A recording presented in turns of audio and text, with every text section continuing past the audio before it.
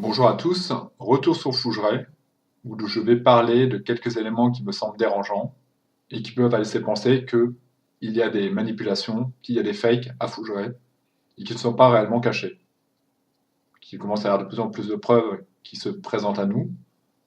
Pour le moment, on ne peut pas vraiment statuer sur le fait que, mais en tout cas, ça commence à faire un dossier relativement complet. Qu'est-ce que je pense de Fougeray de base? Eh bien, contrairement à beaucoup de proches autour de moi, je me dis que c'est possible, et que bien que ce château soit effectivement le plus hanté de France, pourquoi pas? Après tout, pourquoi pas? Quand j'entends un ami qui me dit Fougeray, c'est n'importe quoi, il y a tellement de fantômes, enfin voilà, moi je veux bien imaginer que dans une pièce, il y a une entité qui a une emprise particulière, que dans une autre pièce, il y a une autre entité, puisqu'on peut se rendre compte à Fougeray qu'il y a la chambre d'Alice qui est très particulière, il va à la chambre de l'huissier, enfin voilà, il y a des chambres très spécifiques, avec des formes d'antises très spécifiques. Pourquoi pas? Très longtemps, j'ai cru, sur des témoignages, sur des vidéos, sur les nombreux reportages qu'il y a eu là-bas, sur plein d'émissions de télé. Et progressivement, on a commencé à avoir des vidéos un peu de debunk, quelque part, ou en tout cas qui montraient des choses qui semblaient dépeindre une autre réalité. Et pour ma part, ça a commencé non pas avec des vidéos de debunk, c'est après je me suis intéressé davantage au debunk des vidéos sur Fougeray, mais plutôt sur une vidéo un peu classique de. Alors, j'ai plus le nom. C'est une émission où les gens présentent leur chambre d'hôte, et Fougeray est une chambre d'hôte. Donc c'est des. Ben voilà, toute la semaine ils ont présenté leur chambre ou des hôtels, des trucs très classiques. Et là les gens arrivent à Fougeray mais ils ne savent pas. Ils savent simplement qu'ils vont arriver dans un lieu un peu spécial, ils se posent des questions, puis ils arrivent, et Véronique leur vend la marchandise. Vous êtes à Fougeray, voici les photos d'Ifrest, regardez c'est les photos de fantômes, on ne va pas en douter, ce sont des fantômes, on peut vous faire écouter des PVE, on va vous créer une ambiance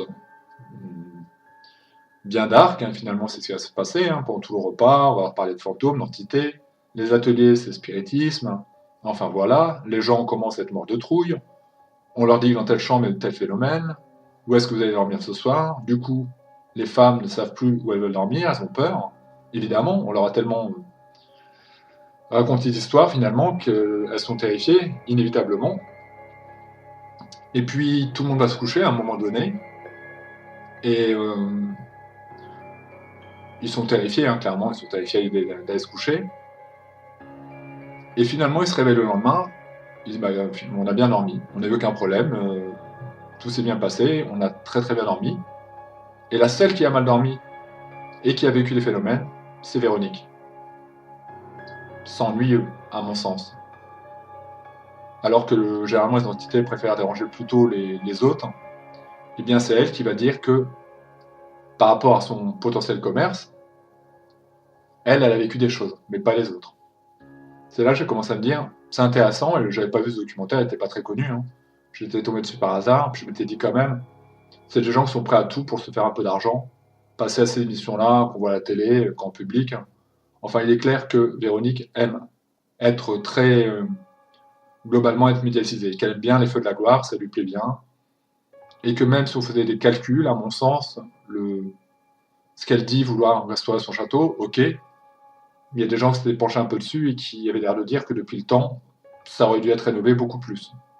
Que par rapport au prix, justement, du pensionnat là-bas, des chambres de passe et nuitée et des ateliers, peu à peu, quand même, logiquement, ça aurait dû renflouer les caisses. Or, ça n'a pas l'air d'être le cas. Bon, je ne peux pas travailler sur ce terrain parce que je n'ai pas tous les calculs en tête et je ne sais pas vraiment ce qu'il en est.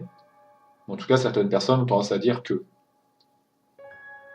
Et puis, progressivement, ça a attiré des débunkers. C'est même pas des sceptiques, hein, c'est des gens qui s'intéressent au paranormal, qui sont plutôt sur la chasse aux fantômes et qui ont envie de décrire des choses qu'ils pouvaient voir à Fougeray et qui leur posent problème. Et on va essayer de revenir un petit peu dessus. Le premier qu'il a fait, à mon sens, c'était Fake Seeker. Je mettrai le lien en dessous si je retrouve la vidéo. Je pense que c'était le premier à le mettre en avant, mais on l'a retrouvé dans d'autres vidéos. Notamment à une soirée où il y a des jeunes. Alors je sais même pas pourquoi ils ont mis ce type de jeunes, mais j'ai envie de te dire time is money, hein, toujours l'argent. Pourquoi? J'avais ma réponse, ils voulaient de l'argent. Donc ils ont eu de l'argent par un groupe de 15 jeunes sans doute. ou un peu moins, bon, voilà, des jeunes très dissipés, des jeunes tout à fait prêts à dégrader, des jeunes inintéressants, des jeunes qui ne s'intéressent pas au monde du paranormal, des jeunes génération Cyril Hanouna, voilà ce type de jeunes, mais tant qu'on leur donne de l'argent, je prends. C'est filmé en plus, moi je prends. Venez, il n'y a pas de problème. Et donc on se rend compte dans cette courte vidéo, eh bien qu'à Fougeray, il y a un chandelier qui bouge tout seul, seulement quand on tire sur une ficelle ou qu'on tire sur un mécanisme, et là le chandelier il bouge tout seul. C'est-à-dire qu'on voit très clairement le gamin qui appuie sur quelque chose ou qui tire sur quelque chose avec un sourire béat. Il n'arrive même pas à ne pas trahir ses émotions. Et évidemment, Véronique et le proprio le voient, mais ça ne les dérange pas. Ils vont surjouer le jeu de ah ben on voit ça, oui, on voit ça, et on voit qu'effectivement le chandelier bouge, et nous on a peur, on part. Alors soit ils sont très très bien au courant de ce petit mécanisme, ils l'ont toujours trouvé très drôle, soit les jeunes l'ont ramené, et ça les étonne pas que les jeunes aient ramené ce genre de choses. Ils auraient pu dire, mais qu'est-ce que c'est que ce truc, c'est quoi ce... Ils auraient pu comprendre que c'était un gadget. En tout cas, ça pose quand même... On peut déjà commencer à se poser des questions, et la vidéo de Fake Seeker s'appelait Fougeray, des questions à se poser. Effectivement, comme ça, on va avoir des éléments qui peuvent laisser poser des questions, qui peuvent commencer à développer une pensée critique. Après, on a un tourne-disque, un vieux tourne-disque qui joue tout seul. Donc les gamins sont dans une pièce, et puis le tourne-disque se met à tourner. Et évidemment, ils ont peur, parce qu'ils sont censés être seuls dans le château. Puis finalement, ils vont le voir, a priori, il n'est pas branché, donc c'est un phénomène surnaturel. Sauf que plus tard, de leur propre aveu, ils diront qu'ils étaient mis d'accord avec le proprio pour faire une blague. Et que les proprios ont accepté. Donc, ça fait un deuxième mécanisme, ou un deuxième appareil, qu'ils savent très bien, qu'ils peuvent comme ça, soit ils l'ont allumé et puis ils sont partis, mais ou soit que ça fonctionne autrement. Par exemple, il est très simple pour comment on appelle ça, un tourne-disque, de laisser croire qu'il est au secteur, mais qu'en fait il marche sur pile. Et dans ce cas-là, ou qu'il y a un système dedans un petit peu du type iPhone et qu'une télécommande, vous le déclenchez. Enfin, il y a plein de choses, une façon d'y réfléchir. Et donc, même à distance, ils auraient pu déclencher le truc. Et la musique se mettait en place. En tout cas, d'après l'aveu de ces gamins, ils semblaient être au courant. Ensuite, dans cette même vidéo de Fake Seeker, mais ça je tiens un petit peu moins compte, il parle des dates de Fougeray, qui sont pas... Parfois, il a donné des dates qui n'étaient pas la bonne. Bon, ça, on peut se tromper. On n'est pas toujours... quand on n'a pas les chiffres sous les yeux, on peut se tromper. Pourquoi pas. Et puis, un truc que va dire Véronique, mais qui ne me semble pas non plus vraiment préjudiciable, où elle est invitée sur un plateau télé, encore une fois, je crois qu'il y a Hanouna, et puis les quelques chroniqueurs qu'il y a là, et puis on lui demandait est-ce que les scientifiques sont déjà venus à Fougeray? Donc elle va dire oui, puis elle va se reprendre parce qu'elle comprend bien que non, ce ne sont pas des scientifiques. L'IFRES, l'EMI qui doit y aller, mais qui n'y a pas été, et du coup le mec va répondre ouais, c'est en fait que des charlatans. Et Véronique a alors cette phrase un peu malheureuse de dire mais ils peuvent venir à Fougeray, moi je leur dis il n'y a rien. Bon, dans l'absolu, ça ne veut pas vraiment dire qu'il n'y a rien, ça veut peut-être dire qu'elle voulait dire qu'il n'y a pas toujours quelque chose, et qu'il y a certaines personnes côté à Fougeray qui n'ont rien vécu. Mais en tout cas, ça faisait poser des questions, et c'est cette première vidéo qui m'a donné... Enfin, cette première vidéo d'abord avec les chambres d'hôtes, puis cette seconde qui a commencé à me poser des questions, et où je me suis dit que finalement, je ne me comportais pas du tout en sceptique, et je croyais, de bonne foi, tous les gens, tous les chasseurs de fantômes, tous les anonymes, tous les médiums qui allaient à Fougeray. Et jusque-là, je pensais que c'était vrai, quelque part, alors que pourtant étant sceptique. Et j'aurais dû me dire que pourtant il me semble que le nerf de la guerre, c'est quand même l'argent. Et que quand il y a autant d'argent, évidemment, ça pose problème. Et que ce château, sans ces fantômes, il ne serait pas loué au prix où il est. Et que le seul commerce de Fougeray, c'est bien les fantômes. Et d'ailleurs, c'est écrit partout. Vous venez pas à Fougeray pour voir le château, vous venez à Fougeray pour voir les fantômes. Maintenant, c'est les poltergeists, mais j'ai aussi une explication. J'ai compris pourquoi les fantômes étaient montés en intensité. C'est lié à des événements, il fallait dire que ces poltergeists étaient capables de passer à travers les murs. Sinon, il y a une médium qui aurait été un peu dans une certaine complexité, on en parlera un petit peu plus tard. Donc voilà pour ce qui est de la vidéo de Fake Seeker, de ce qu'on pouvait en dire. Évidemment, c'est des C'est pas des preuves, hein, c'est des micro-interrogations. On peut se dire, tiens, ouais, ok, c'est curieux. On peut essayer d'y réfléchir autrement. Euh, donc voilà pour ce premier aspect de la vidéo. Seconde partie de la vidéo, donc après ce documentaire, et puis à force qu'un ami me dise mais c'est n'importe quoi, je peux pas y croire, il y a un business derrière, chose que même en tant que sceptique j'avais jamais imaginé. Enfin, j'avais dû l'imaginer, mais quelque part je voulais pas l'accepter. Je me dis mais non, c'est pas ça. Pour moi c'était possible, je le répète, hein, ayant vécu des phénomènes quand j'étais ado, même si je sais qu'on peut se tromper, j'en reparlerai là aussi un jour. En tout cas, peu à peu, quand j'ai vu arriver des témoignages qui étaient un peu contre ce qui pouvait se passer à Fougeray, je m'y suis intéressé. Et je suis tombé sur un debunk de quelqu'un qui s'appelle Vivien de RPI, qui a deux étiquettes en quelque sorte, puisqu'il est à la fois un peu débunker, il lui arrive parfois de débunker des vidéos, donc de dire des éléments qui lui semblent dérangeants dans certaines vidéos de chasseurs paranormal, en disant voilà, peut-être que là je suppose qu'il y a un fake, qu'il y a un truc qui n'est pas vraiment légitime, et puis en même temps il a une double étiquette puisqu'il s'intéresse au monde du paranormal et qu'il fait lui-même des enquêtes, et qu'il aurait même des capacités. Ça, j'ai pas les preuves, mais a priori, parfois, il aurait parlé de certaines capacités qu'il aurait. Donc, c'est un personnage avec double tranchant, en quelque sorte, mais pourquoi pas. Ce qu'il dit, en tout cas, dans ces vidéos, c'est intéressant, et ça permet de se poser des questions, encore une fois. Et donc, il a fait un debunk sur Fougeray. Je vais parler des éléments, tous les liens sont en dessous, évidemment, vous pourrez retrouver. Mais des choses qui me semblent importantes, des choses qui me semblent un petit peu moins importantes. Faut que j'essaie de retracer, parce que moi, j'ai regardé la vidéo hier, et j'ai pris des notes. Donc, faut que j'essaie vraiment de me rappeler à quoi ça correspond. Alors, on est au tout début dans la vidéo, il va nous parler de quelque chose. Il y a Nicolas de RIP, donc d'anciennement RIP, maintenant c'est un autre nom, mais Nico et Mariana. Donc il y a Nicolas de RIP qui est là. Il est présent, il y a Véronique, ils sont dans une chambre avec une médium. Et en fait, il y a un objet qui va être lancé. Ils vont entendre un bruit. Et Nicolas, d'après Vivien, va avoir une réaction anormale parce que quelque part anormalement longue et puis aussi un peu décalée par rapport à la situation. C'est-à-dire qu'il va pas vraiment avoir peur, qu'il va avoir le temps de regarder Véronique, qu'il va penser même qu'il est en train de sourire. C'est complexe, on peut pas le dire vraiment comme ça. En gros plan, je suis pas sûr qu'on le verra vraiment. Et puis il va aller sur un détail qui est la communication non verbale. Et il va dire que Nicolas, à ce moment-là, va se gratter le visage et que ça prouve en communication non verbale que c'est que souvent on est en train de dissimuler un mensonge et que donc il était au courant de ce qui était en train de se produire. C'était avec, si je me trompe pas, Jalen Star, et que donc il met tout ça entre parenthèses, hein. Il serait potentiellement, peut-être, dans le coup avec le château. Il ne le sait pas, mais en tout cas pour lui, le fait que Nicolas se gratte le visage ou le nez, ça semble montrer qu'il ment. À mon sens, on ne peut pas trop, surtout dans ce type de, de contexte paranormal. Les réactions déjà ne sont pas forcément celles qu'on a habituellement, je pense. Et puis, la communication non verbale, c'est un petit peu plus compliqué que ça.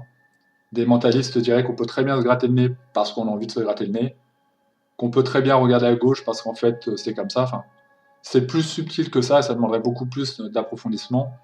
Et il y a des choses qui peuvent être des trucs basiques. On dit quelqu'un qui croise les jambes, c'est quelqu'un qui est fermé, mais c'est peut-être seulement quelqu'un qui a mal aux jambes et qui aime mieux cette position-là, ou qui trouve que c'est une position un peu méditative. Donc on ne peut pas comme ça faire l'analyse d'un geste de quelqu'un. Il faut plusieurs critères pour pouvoir dire, là ok, il y a mensonge, il y a manipulation, je pense que le corps veut exprimer telle ou telle chose, donc à mon sens, c'est pas vraiment important. Ensuite, il y a un truc quand même qui se souligne, mais ça c'est vrai, c'est que la médium en question a un poncho très large. Et évidemment, et ce ne serait pas la première fois que ça a été utilisé, ça a déjà été utilisé à l'époque des spirites, lorsque les médiums faisaient apparaître des fantômes, ce qui ne se fait plus du tout. Étonnamment, depuis que la science a avancé, qu'il y a des lumières infrarouges, que tout est se fait de façon plus sécuritaire, on ne voit plus d'ectoplasme. On a des maquettes d'ectoplasme, mais en tout cas, on n'est plus capable de le reproduire. Et donc, à cette époque, il y avait des gens qui avaient des tenues un peu particulières, où ils pouvaient cacher des choses. Souvent, on faisait attention aux manches des personnes comme ça, et les illusionnistes notamment, ont souvent des manches. Alors maintenant, ils font moins parce qu'ils savent qu'on le sait, mais dans les manches, ils pouvaient cacher tout un tas de trucs, des cartes, la carte qu'il fallait. Enfin voilà, on savait très bien que les manches des tenues des illusionnistes et des magiciens pouvaient regorger de tout un tas de trucs. Et effectivement, cette médium a un poncho très large qui peut, on va mettre ça entre parenthèses, être pratique pour dissimuler des objets. Et vous comprendrez après pourquoi elle pourrait dissimuler des objets. On se retrouve un peu plus loin dans la vidéo. Ils sont dans un couloir, et puis Jérém Star est terrifié par quelque chose qui se produit. En fait, il y a un grand clac, il y a un grand bruit on entend un grand bruit, quoi. Et on se rend compte, après analyse et ralenti de la vidéo de Vivien, que, a priori, déjà, ça se passe juste en face de Clarisse, la médium. C'est pas un secret, hein, on sait qu'elle s'appelle Clarisse, c'est la médium de Fougeray, l'une des médiums. C'est juste en face d'elle, que sa réaction, là encore une fois, ne semble pas très saine, elle ne semble pas terrifiée, alors qu'on peut comprendre qu'un livre vient d'apparaître devant elle. C'est en tout cas ce qui semble nous faire croire. Le livre n'est pas venu de derrière ni des côtés, donc il est apparu comme ça devant elle. Et en même temps, elle n'a pas vraiment peur. Et surtout, quand on voit sa manche, on a l'impression qu'elle indique une direction qui est le cadre où va aller se fracasser le livre. Il n'est pas le seul à avoir dit dans les commentaires, il montre à la fin de sa vidéo, il y a des gens qui disent « Mais vous foutez de nous ou quoi là? On vient de voir la médium qui jetait le truc. » Alors évidemment, on ne voit pas clairement parce que c'est pas bien filmé, parce que le poncho est très large, parce qu'elle est cachée derrière Jérém Star, mais ça donne quand même clairement l'indication que le bras donne une direction. Et avec ce poncho très large, c'est fort pratique de cacher un livre. Et on peut se poser la question, effectivement. Et si vous regardez la vidéo, vraiment, et si vous regardez la vidéo aussi de Je cherche à comprendre, qui est peut-être encore plus visible, on a vraiment l'impression qu'il y a un mouvement très naturel du bras vers le cadre, ou en tout cas vers l'endroit où le livre va se déposer. Comme je le disais, le ralenti est relativement édifiant. Il aurait été préférable de rester les mains dans les poches, mais les mains ne sont pas dans les poches. Ça, c'est une certitude. Pourquoi? C'est étonnant. En tout cas, on ne peut pas prouver, hein, ce ne sont que des hypothèses, mais des gens qui travaillent dans les booms qui se sont penchés dessus, ils ont tous la même conclusion. Pour eux, c'est une manipulation de la médium, qui cachait le livre dans ses manches. Ce livre en question se nomme Le Sermon de l'abbé Girard. Et encore une fois, Vivien va faire un travail assez sérieux, en montrant que lorsque le livre va être tombé au sol, ils vont l'ouvrir, et dessus, il y aura écrit le mot Toussaint, écrit en gros. Et que donc, c'est un signe, puisque le lendemain, c'était la Toussaint. Or, lorsqu'on se renseigne sur ce livre, parce qu'ils ne pensaient pas que ne feraient des sceptiques et des bunkers, on se rend compte que sur toutes les pages de ce livre, il y a écrit la Toussaint. C'est un livre qui parle de la mort, certainement, et donc, en chaque haut de page, il y a écrit la Toussaint. Donc, c'est absolument pas paranormal, et ça semble indiquer que ce livre était connu de l'équipe, et peut-être du château, et que ce livre était régulièrement utilisé pour faire peur à des potentielles personnes qui seraient capables de s'émouvoir devant ce genre de manifestation. Tout en sachant qu'il montre qu'il y a une autre équipe qui a été à une époque, et qui eux aussi ont vécu un phénomène. Alors on ne sait pas si c'était le même livre, mais en tout cas dessus, il y avait écrit un livre d'un abbé. Ils n'ont pas eu le temps de noter c'était l'abbé Gérard, ils n'ont pas eu le temps de préciser, mais en tout cas ils parlent bien d'un livre qui parle d'un abbé. Et comme je disais, si effectivement c'était par rapport à la Toussaint, bon pourquoi pas, mais un livre où il y aurait écrit la Toussaint partout, ça veut absolument rien dire, quoi. Comprenez bien le problème. Bien entendu, impossible de prouver que ce soit le même livre. Dans le cas de la seconde équipe qui a été, ils parlent juste d'un abbé, mais ils disent pas que c'est l'abbé Gérard, ils disent pas que c'est ce livre-là en l'occurrence. En tout cas, ça peut poser question, et c'est pas une preuve en soi que c'est des esprits qui l'ont lancé par rapport à la date qui était précisément celle de la Toussaint. Je vais pas revenir dessus, vous avez bien compris le truc. Ce que propose Vivien, je peux en parler maintenant, et parce que ça peut être sa conclusion, mais quelque part, ça peut être placé n'importe où dans la vidéo. Ce qu'il propose au château de Fougeray, c'est de mettre des caméras un peu partout dans le château. Il en propose 25, ce qui n'est quand même pas un nombre... voilà, ça représente quand même 25 caméras, c'est du matériel. Et évidemment, il ne demande absolument pas au château de Fougeray de le payer. Soit c'est lui qui proposerait les caméras, soit il se cotiserait avec... ou plutôt il collaborerait avec d'autres chasseurs de fantômes, avec d'autres débunkers, peu importe, mais lui, il ramènerait 25 caméras qu'il mettrait un peu partout dans le château. Pour prouver, puisque apparemment c'est le château le plus hanté de France, pour prouver qu'on est capable de capturer des choses qui s'y passent. Et à mon sens, c'est même le château le plus intéressant, parce qu'il est habité en permanence, puisque c'était des chambres d'hôtes, et qu'il y a quand même peu de lieux hantés qui font à la fois hôtel, quelque part, et maison hantée. Il y en a très très peu. Souvent, c'est plus des anciens châteaux, des musées, mais là, on a vraiment un cas où on peut, au jour le jour, se rendre compte de phénomènes. Le retour qu'a pu donner un peu Véronique, c'est qu'elle voulait pas déranger ses hôtes vivants, j'ai envie de préciser, parce que évidemment, c'est normal de mettre une caméra dans une chambre, par exemple. On n'a pas envie d'être filmé dans l'intimité de la chambre ou dans un petit cabinet de toilette.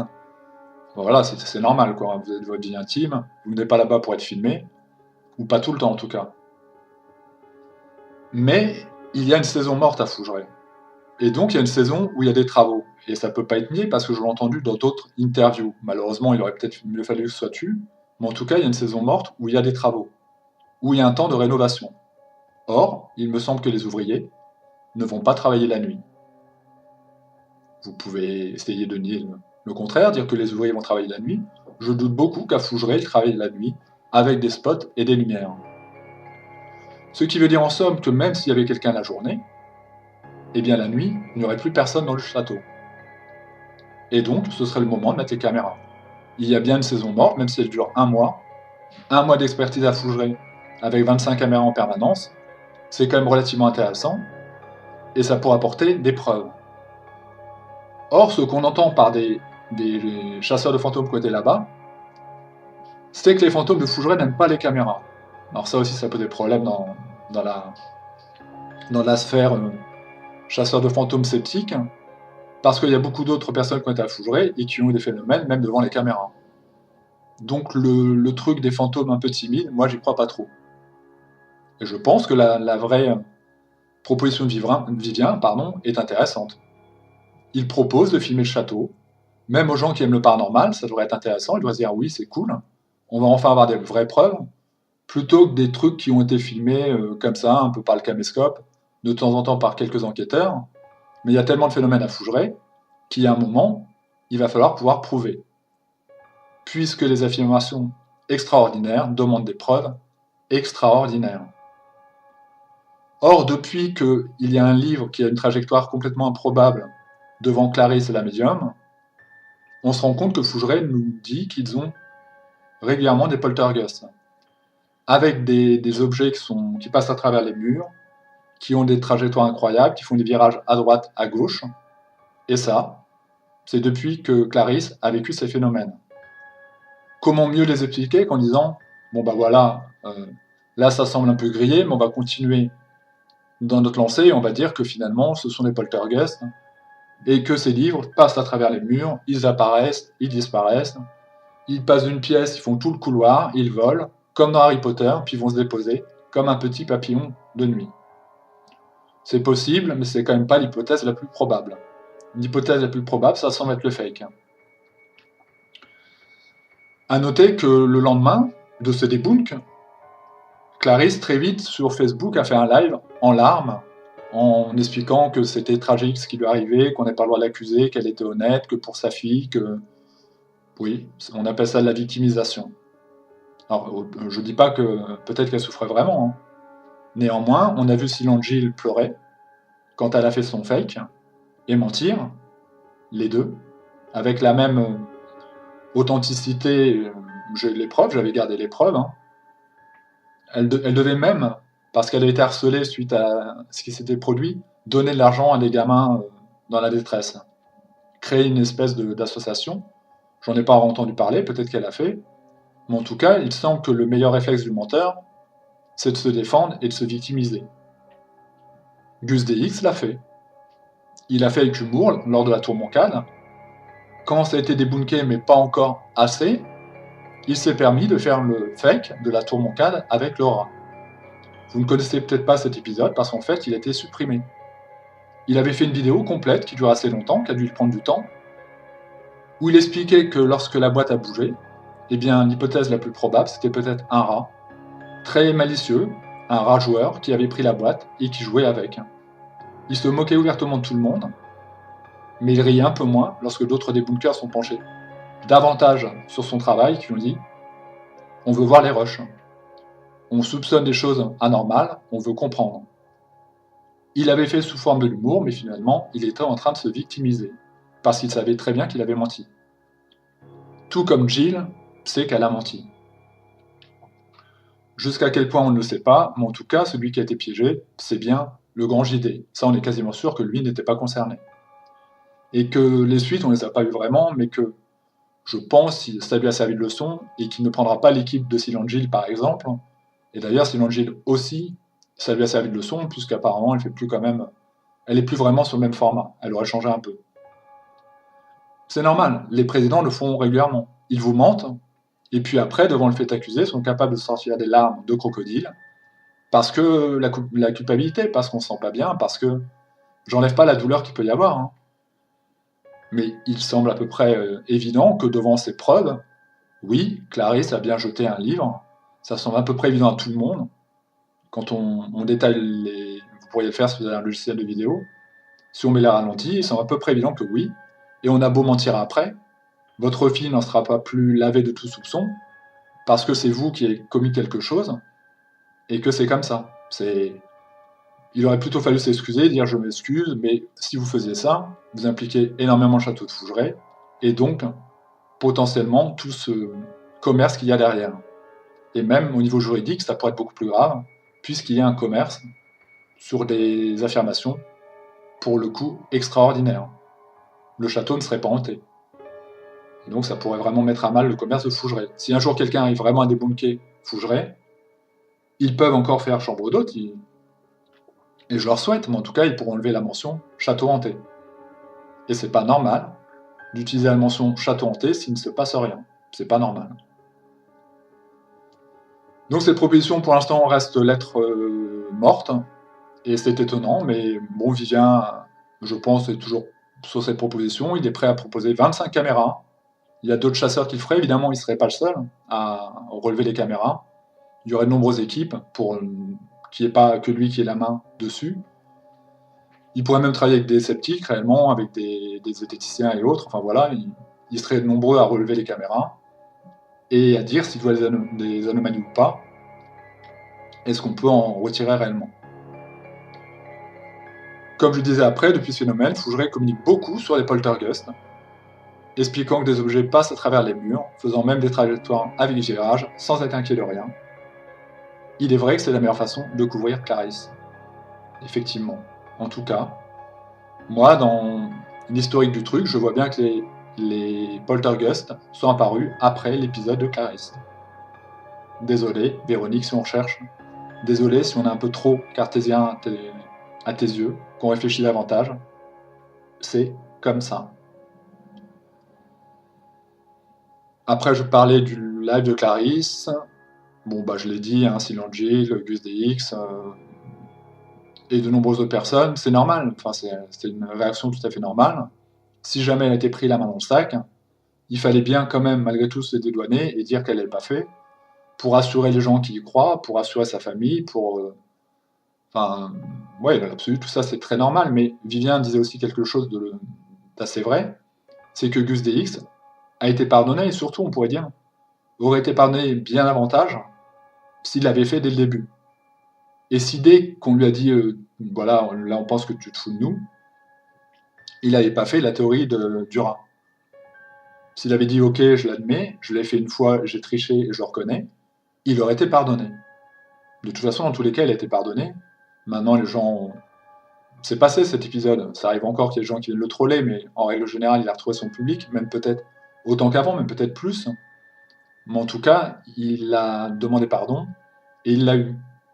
Donc Clarisse aurait très bien pu dire, bah, oui, effectivement, j'ai truqué pour telle ou telle raison, parce que j'ai ma famille à nourrir, enfin voilà, il y a des tonnes de raisons qui peuvent être valables, mais en même temps, comme elle est médium, elle aurait ruiné son métier et sa carrière. Mais le mensonge, ça implique ça. Évidemment. On va arriver sur la vidéo 3, mais finalement, c'est une autre vidéo, je mettrai en lien, c'est la vidéo de Je cherche à comprendre, qui est un débunker de base, c'est un débunker du paranormal, qui après a fait quelques enquêtes, 2 ou 3 enquêtes, pour voir justement, parce que beaucoup de gens lui disaient c'est trop simple, Vous voulez des bunkers, vous n'êtes jamais sur le terrain.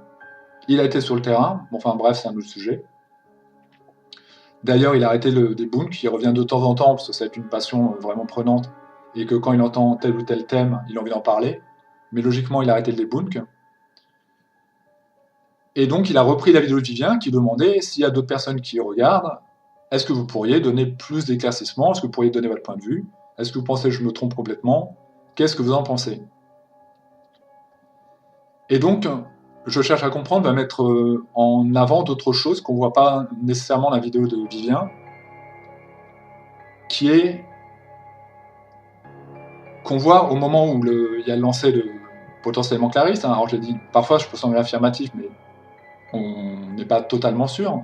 Donc, l'hypothétique lancer Clarisse, qui ressemble quand même beaucoup, on voit que Clarisse lance un regard vers la caméra.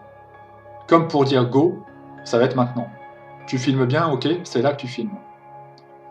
Donc il y a ça, il y a ce regard vers la caméra, avant qu'il se passe le phénomène. Et puis, comme il le dit, Clarisse voit un livre apparaître devant ses yeux, puisqu'a priori il ne vient pas des côtés, il ne vient pas de derrière, et ça ne lui semble pas extraordinaire, elle n'a pas peur. Donc je veux bien croire qu'elle soit médium, mais quand même, un truc qui apparaît devant vous, il y a au moins ne serait-ce que ce qu'on appelle l'effet de surprise, or là non. Il va souligner que la caméra, c'était une chaîne de télé, hein, c'était C8, je crois. Étonnamment, alors c'est une caméra infrarouge, c'est du matériel qui filme bien, filme au plafond, ou un petit peu au-dessus d'eux. Alors qu'il aurait été intéressant plutôt de filmer les deux protagonistes, donc la médium et Jérém Star. Et on se rend compte que le flash de la caméra est au plafond, et qu'il filme certainement un moustique qui est là-haut, parce qu'on voit absolument pas l'intérêt de filmer dans l'angle où ils sont. Ils vont y rester un long moment. Par contre, de filmer à cet endroit-là, ça évite qu'on voit les zones d'ombre, ça évite qu'on voit les mouvements potentiels, ça évite qu'on voit trop la scène.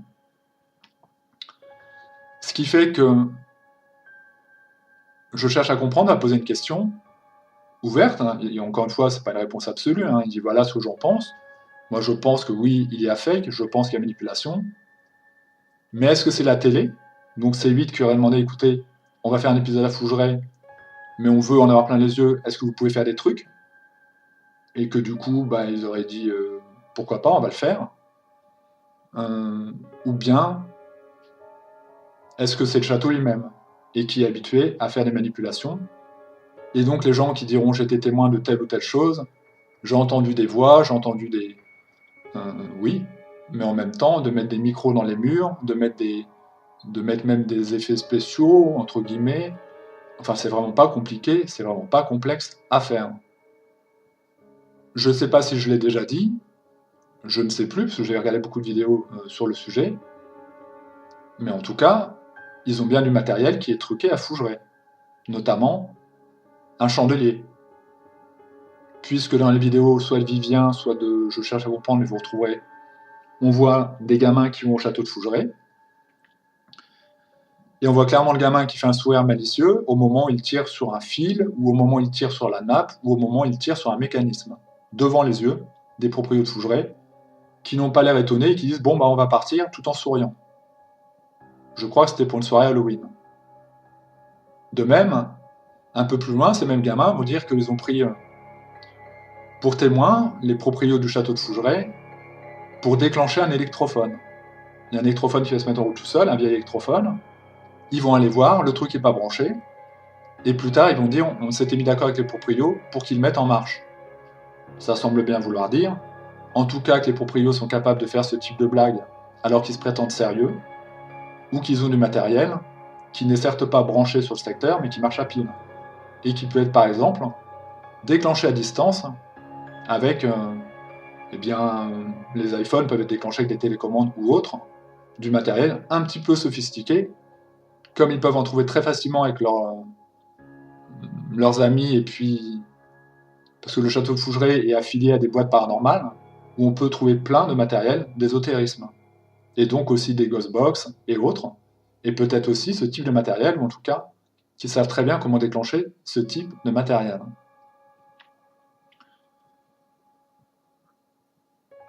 Je pense que j'ai tout dit pour cette partie Vivien, le debunk, et je cherche à comprendre. Pour le moment, ils ont demandé plus. Est-ce qu'il y a d'autres débunkers qui pourraient se pencher sur ce travail? Ils attendent encore, peut-être qu'ils ne veulent pas impliquer comme ça sans raison, donc ils cherchent vraiment des preuves nouvelles. Et je vais passer à l'autre vidéo, celle qui suit, celle qui m'a permis d'aller un peu plus loin dans le debunk, et je n'attendais pas, Antox Colaboy au château de Fougeray. Donc, nouvelle partie, le château de Fougeray par Antox Colaboy. Mais je ne vais pas vous décrire et faire une synthèse du truc parce que c'est trop long, parce qu'il a fait un très très bon travail, parce que sa vidéo finalement mérite d'avoir plus de vues, plus de visibilité, et que quand c'est aussi bien fait, eh bien, il n'y a qu'une chose à faire, c'est regarder la vidéo. Il va montrer un peu, encore une fois, les manipulations possibles, l'orientation des médiums qui sont sur place, des gens qui travaillent, de la direction qu'on va vouloir lui imposer, lui donner, alors que lui, eh bien, est un esprit plutôt cartésien, plutôt réfléchi, comme tout le monde devrait l'être, et qui n'a pas de raison de croire ce qu'on lui dit sur parole. Donc il était au château de Fougeray pour vivre une expérience, et son retour était très contraire à ce que j'imaginais. C'est-à-dire que j'ai eu peur, parce qu'il a eu des démêlés. Il a été mêlé à l'affaire YouTube, comment ça s'appelait, Balance ton youtubeur, il a été mêlé à ce truc, et peu de temps après, il sort sa vidéo sur Fougeray. Et j'avoue que j'ai eu peur qu'il fasse un buzz pour se rattraper, en accord, pourquoi pas, je pouvais tout imaginer avec les proprios de Fougeray, en disant, bon écoute, on s'arrange ensemble, du coup, ça va nous faire de la pub, ça va te faire une communauté, enfin, je savais pas. Et puis, en fait, il m'a complètement surpris et déstabilisé, puisqu'il a été là-bas, plein de bonne volonté, j'ai envie de dire, en se disant, ok, si je vois des trucs, je le dirai, je vais relater ce que je vis, si je vis des choses, je vais le dire, je vais pas mentir, mais je vais essayer aussi de mettre en avant mon esprit critique pour observer, pour analyser, pour voir si c'est vrai. Je doute peut-être de certaines personnes qui ont été là-bas, je peux pas les traiter de menteurs, donc je vais vivre ma propre expérience à Fougeray, et je vais tenter la mesure du possible de vous le retranscrire. Il pourra pas le faire tout le temps, il y a quelques ateliers où il pourra pas filmer, mais dans l'ensemble, il va nous relater simplement son expérience à Fougeray. Et donc le lien sera en dessous de la vidéo. Donc, dernière partie de la vidéo qui va traiter du sujet BTLV. Malheureusement, je ne pourrai pas vous la partager parce que c'est des vidéos qui sont privées. Je suis abonné à la chaîne, donc c'est des vidéos payantes. Et si je le fais, je vais prendre un strike direct et il n'y a pas de lien. Peut-être pourriez-vous avoir la bonne annonce, mais je ne pourrai pas vous montrer d'image. Il est possible que sur le site, vous puissiez louer ces... Ils font des événements comme ça, un peu partiels, pour les non-abonnés, et vous pouvez peut-être les louer encore. Donc possiblement, vous pouvez les louer, sinon vous l'aurez avec mon témoignage de ce que j'ai vu dans ces vidéos, et de ce que je vais essayer de synthétiser, de ce que j'ai compris, de ces nuits du paranormal à Fougeray, et puis également de la venue des médiums et de la proprio du château de Fougeray dans les plateaux de BTLV à Paris. Je crois que j'en ai plutôt à Fougeray. On a une session de Ouija avec Bob, et un esprit se présente et il dit être le père de Bob. Je sais que le père de Bob est mort, il en parle très souvent, il s'en cache pas, il dit que ses parents sont morts. Je connais même le prénom de son père, pour tout vous dire. Donc j'aurais pu potentiellement lui faire une séance sur mesure, avec le prénom de son père, et puis quelques éléments comme ça de psychologie. En tout cas, voilà, c'est des éléments que je peux avoir. Un dialogue s'instaure avec la Ouija. Est-ce que tu es mon père? Oui. Ok. Il va poser des questions. L'esprit tâtonne un peu. Et puis Bob pose une question innocente. Je pense pas que ce soit un piège pour la médium. Il se dit pas, là, je vais piéger la médium qui peut-être pousse la goutte. Je pense pas que lui pousse la goutte. Je pense pas qu'il soit dans le truc. Je pense qu'il va vraiment de façon innocente. Il a la main innocente sur la goutte. Et s'il y a rien, il y a rien. Et s'il voit quelque chose, il le dira. Et donc il va poser une question innocente. Quel est le nom de mon frère? Il semble que son père peut connaître très largement le nom de son frère. C'est une question fermée, et je pense plutôt qu'il pense qu'il a affaire à un esprit farceur, et donc il va demander quel est le nom de mon frère. Et là, le Ouija ne répond pas, parce qu'il n'a pas l'information. Et que possiblement, la médium, ou la personne qui manipule la goutte, n'a pas non plus la réponse, donc pas de réponse. Finalement, on dérive sur autre chose, ça n'est pas le père de Bob, mais c'est sans doute un ennemi farceur. Du coup, évidemment, on a le droit de douter, notamment des capacités des médiums qui sont tout autour, et qui logiquement canalisent, et qui prient en ouvrant, et qui prient en fermant, et qui demandent à ce qu'il y ait des énergies positives qui viennent, et pas d'esprit farceur, et pas d'esprit négatif. En l'occurrence, là, elle semble canaliser rien du tout, ce qui est un peu douteux pour les médiums. Et en tout cas, a priori, donc, ce n'était pas le père de Bob. Ils vont comprendre que les réponses sont complètement, après, stériles. On aura une séance de Ouija avec une jeune femme, mais là encore, les esprits ont envie de s'amuser et vont dire n'importe quoi. Et parce qu'ils vont donner des prénoms, et la jeune femme va dire je connais pas, un autre prénom je connais pas, un prénom plus ancien, en fait, elle connaissait pas. Donc, encore une fois, la médium ne peut pas répondre à des questions précises qu'elle ne connaît pas.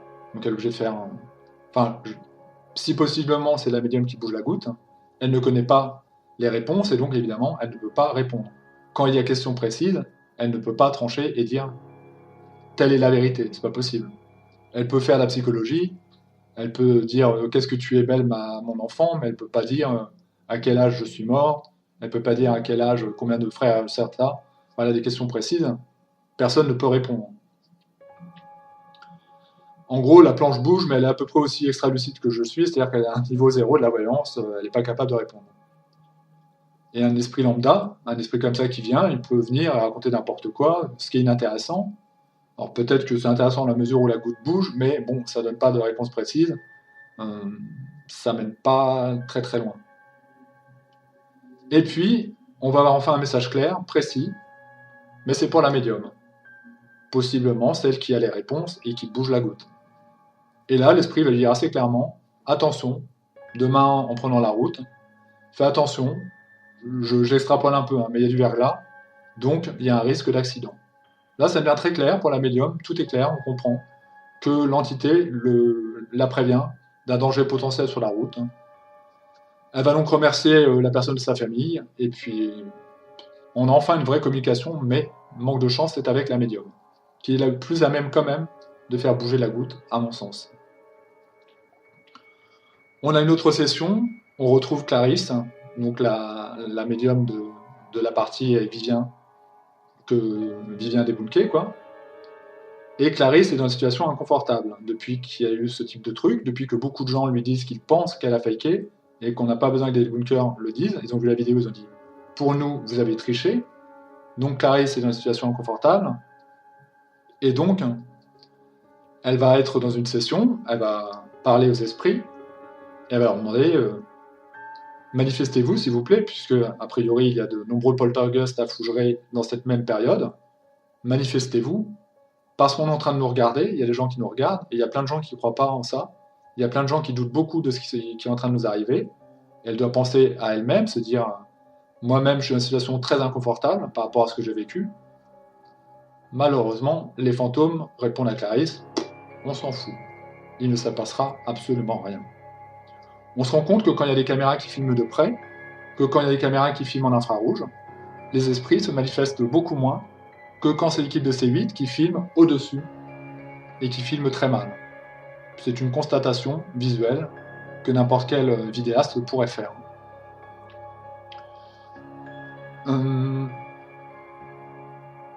Oui, les fantômes sont hésitants, voire timides, effectivement.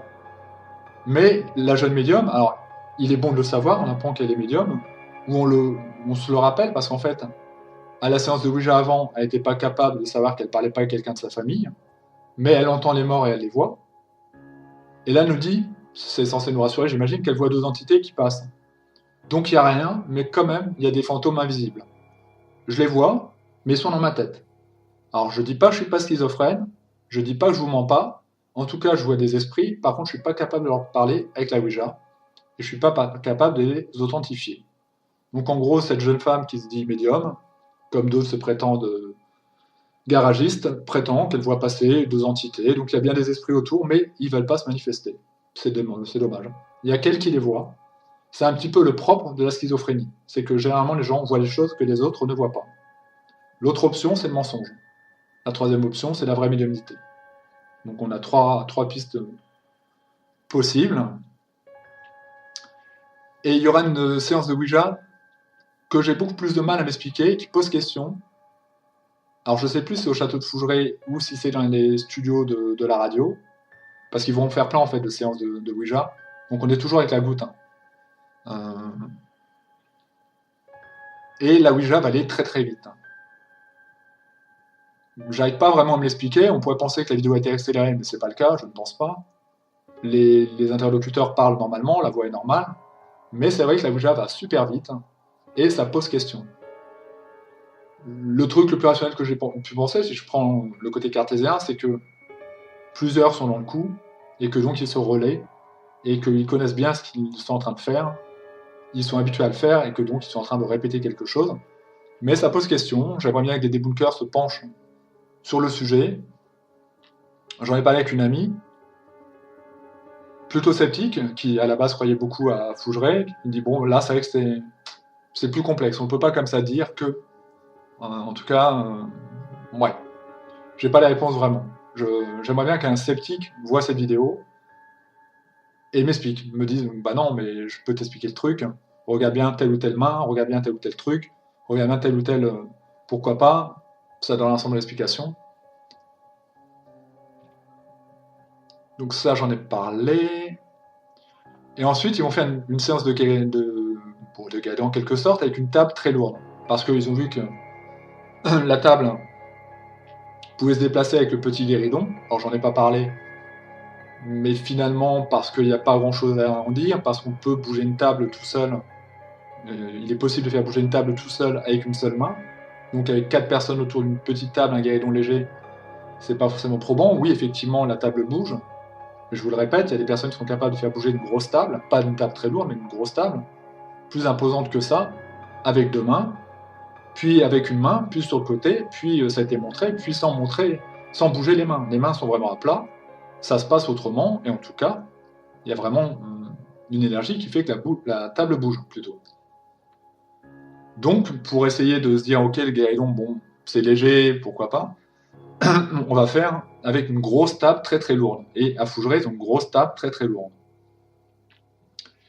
Et la table a bougé. C'est une grosse table, genre 150 kg, un truc comme ça, une grosse table en chêne massif, et la table a bougé. Donc évidemment, ça peut sembler stupéfiant, on peut se dire, bah là quand même, c'est pas le même poids, c'est pas la même chose, c'est une table où 2 hommes auraient du mal à la porter, possiblement. Et ce que je me suis rendu compte hier en regardant bien, il n'y a qu'un seul moment où on le voit vraiment, et un ami me l'avait dit, à qui j'avais passé la vidéo, il m'a dit, il y a des roulettes sous la table. Je lui ai dit, mais non, c'est pas possible. C'est pas possible parce qu'ils oseraient pas le faire. Parce qu'on leur dit, ah, bah, attendez, il y a des roulettes sous la table, c'est pas sérieux. Sauf qu'il a raison. Il y a effectivement des roulettes sous la grosse table de Fougeray, en tout cas celles qu'on voit dans la vidéo BTLV, mais ce sont des petites roulettes. C'est-à-dire, c'est même pas des roulettes comme il y a sur les vélos de vos enfants lorsqu'ils apprennent à faire du vélo. C'est de toutes petites roulettes qui, par contre, tournent très bien sur elles-mêmes, plus comme des roulements à billes, et on voit vraiment des roulettes.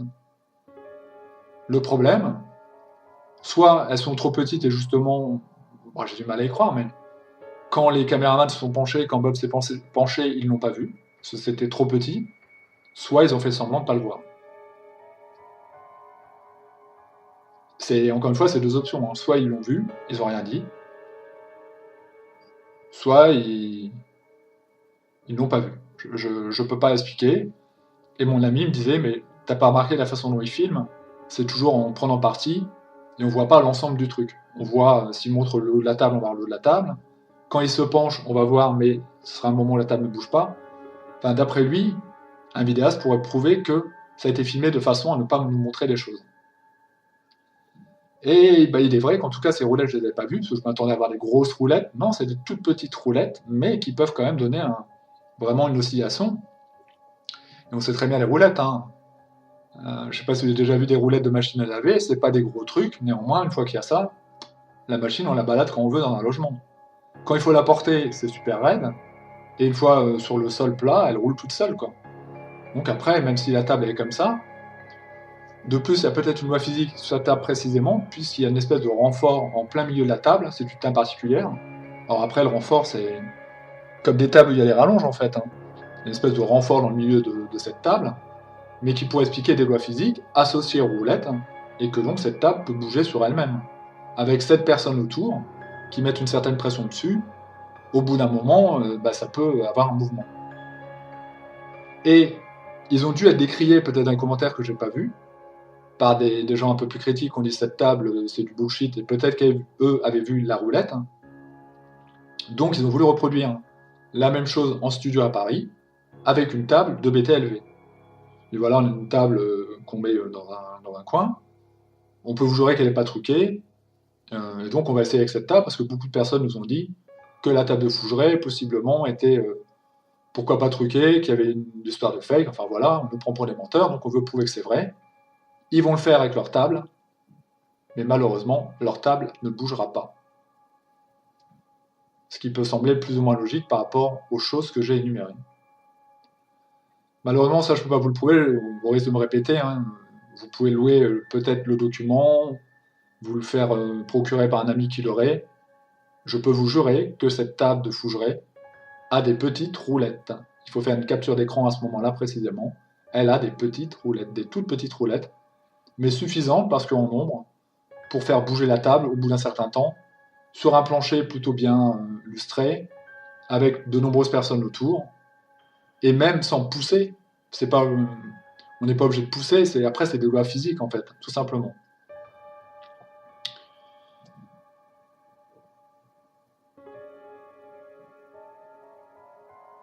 Je crois que j'ai tout dit, j'ai à peu près tout dit, quoi. Hein. Je parlais du guéridon d'Alice, effectivement, Alice qui danse le charleston avec le guéridon, elle le fait à chaque fois. Elle le fait tout le temps d'ailleurs.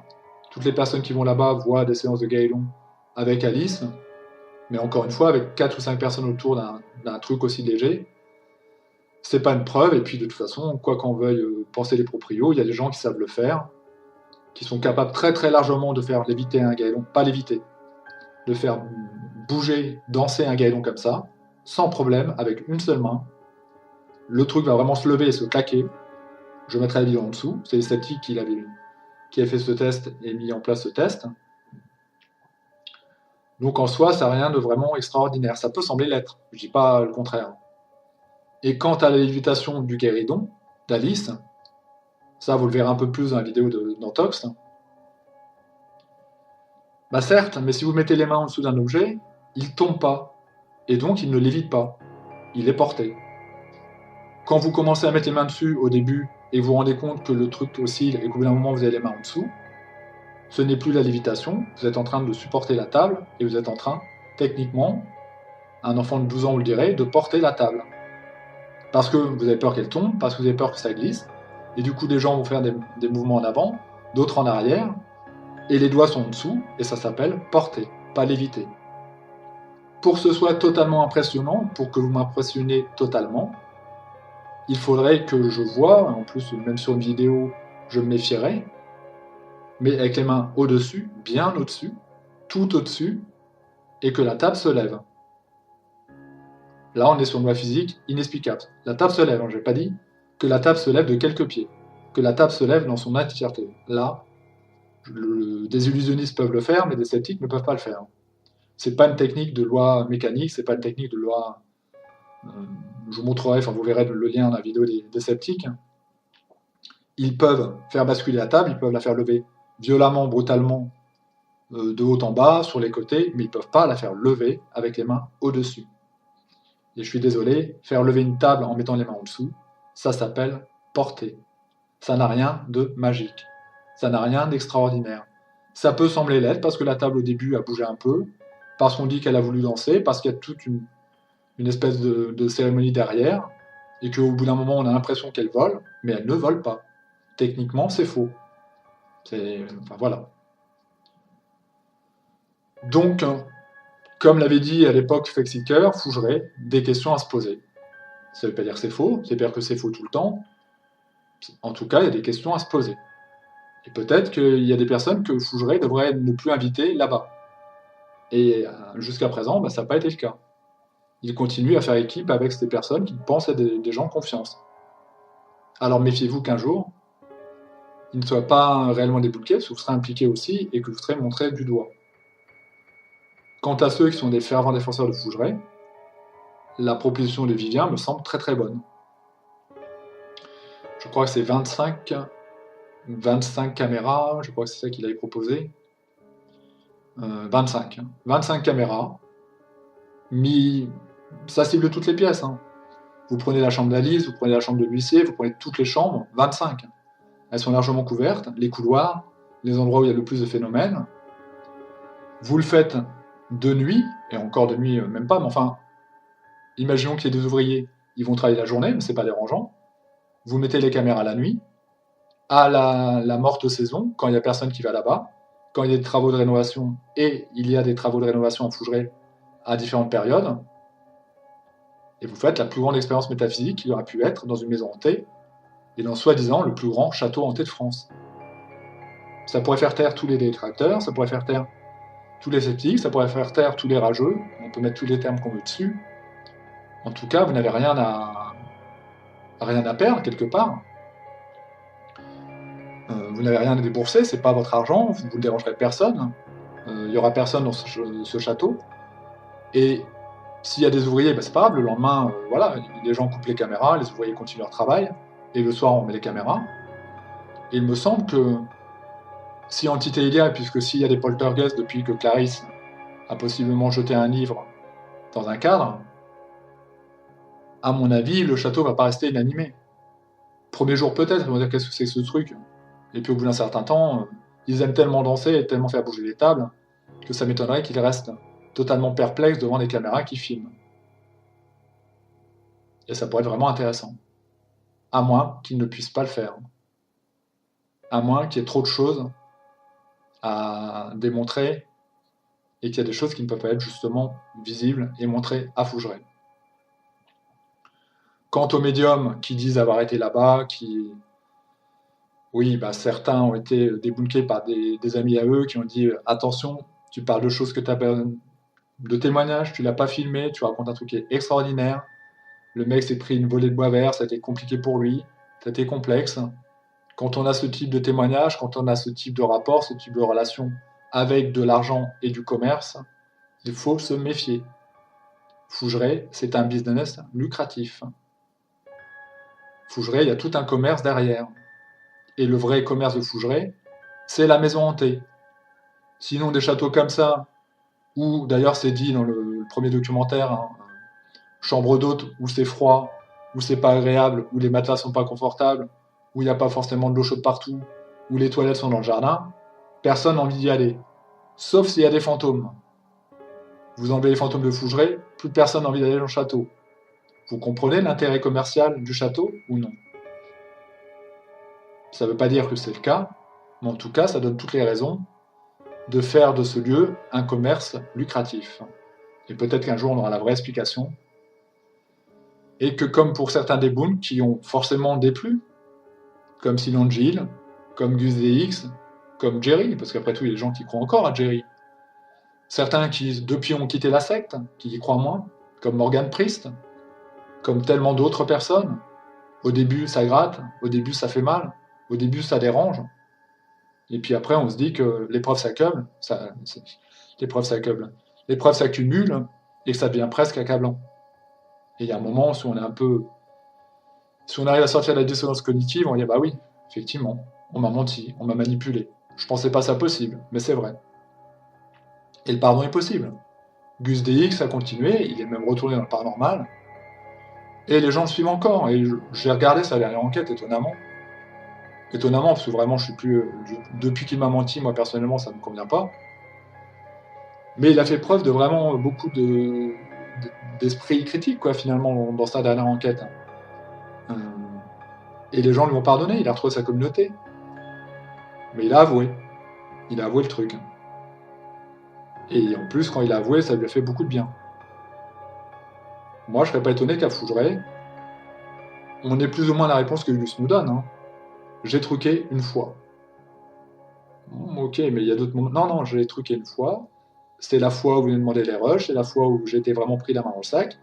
Le reste, on va mettre ça en hypothétique. Je ne dis pas maintenant dans mes vidéos, je dis plus que tout est vrai, je dis que chacun se fera sa propre opinion, comme le fait Morgan Priest, comme le font tous les gens un peu sérieux qui n'ont pas envie de procès.